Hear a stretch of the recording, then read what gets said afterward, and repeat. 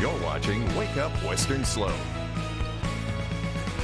As cameras remain prohibited in the courtroom, the public is gaining insight into the highly publicized trial of Sean Diddy Combs through the artistic lens of sketch artists, including Jane Rosenberg. Over the past 45 years, Rosenberg has crafted portraits in some of the most notable cases in America, including Donald Trump, Bill Cosby, Ghislaine Maxwell, and John Gotti, to name a few. Jane joins us now to discuss the drama unfolding in Diddy's sex trafficking trial and her remarkable career. Jane, thank you for being here. You're welcome. All right, so let's just get started. Take us inside the courtroom of the Diddy trial. What's the vibe like?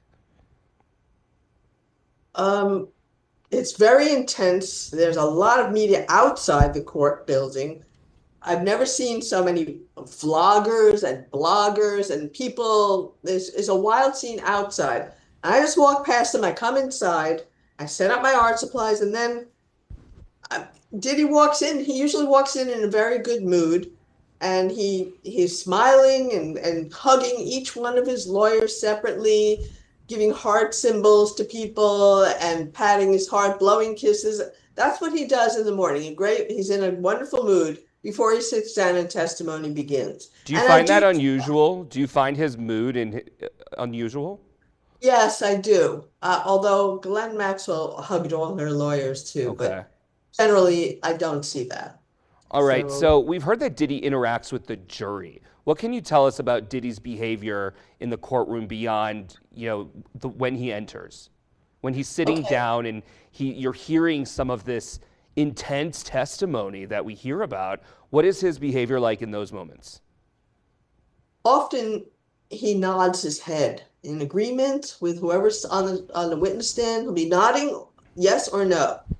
I don't know if he intends to contact with the jury at that point, but he might be. And I've also seen him do things to connect with the jury, like he's shivering. It's a freezing cold courtroom, and he'll be like going this, blowing into his hands and trying to warm up. And I see him looking at the jurors, like trying to connect with them that they're cold too. And even the judge mentioned how cold it is in the courtroom that day. Well, speaking of reactions in the courtroom from Diddy, he actually commented on your sketches of him. Can you walk us through that? Yes, it was during a break. I was sitting in my front row seat all by myself, and he was in his seat, maybe, 10, 15 feet away from me in the front. And he was turned around, swivels around his chair. He's like, I didn't know what he was saying. I couldn't hear because there was a lot of talking. And he was going around his face, motioning.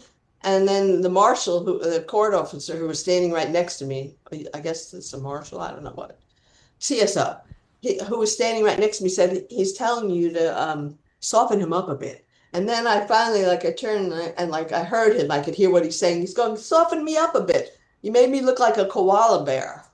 So, wow.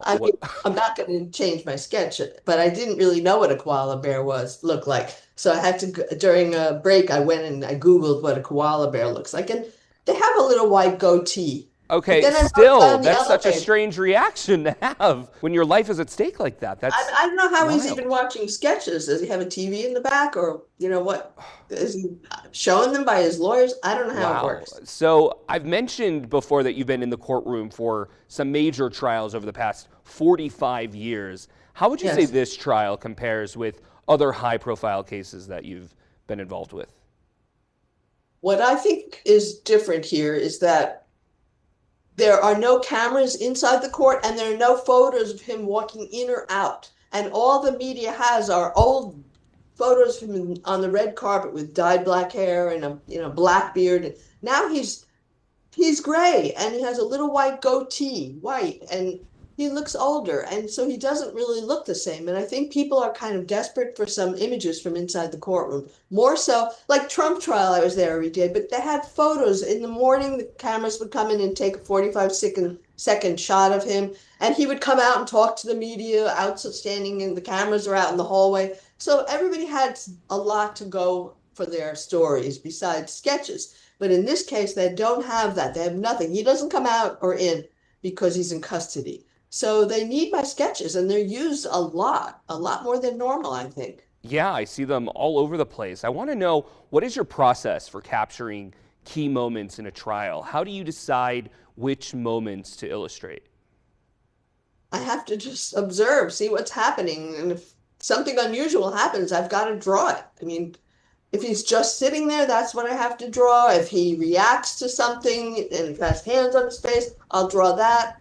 Today, he came in the morning, he was talking to his lawyers, and he put his hands in like a prayer looking thing. And I that was pre-testimony, and I drew that. And one day, somebody in the back of the courtroom came in and started screaming, and the judge said, "Take her out of here." And the marshals practically tackled her and dragged her out of the courtroom. And that was a quick morning sketch I had to do. I have to do, when something unusual happens, I have to do it. Sketch it. Wow, you have an up-close front row seat at Yes, one I of do. the most captivating trials of the century. A lot of people are calling this a trial of the century. With your perspective from what you've seen in the courtroom and the testimony you've heard, I want to ask: do you believe Diddy is innocent or guilty? You're not going to ask me that. I'm a journalist, and I'm not going to tell you. And nor do I know. Okay. That is not going to. I'm waiting for the end. I need to see all the closings and hear what the judge's charge is, and then I wait for the Well, I jury. had to ask because I know people at home, they're going to want to know because they have a perspective that you don't have. So I respect your answer, and we're all just on the edge of our seats to find out, just like you are. You're just a little bit closer than we are. I'm closer, but I don't know the answer. I don't know what the jury will do. Yeah, all right. Well, thank you so much for sharing your perspective. I appreciate your time so much, and we're all going to be following this case very, very closely. Thank you, Jane.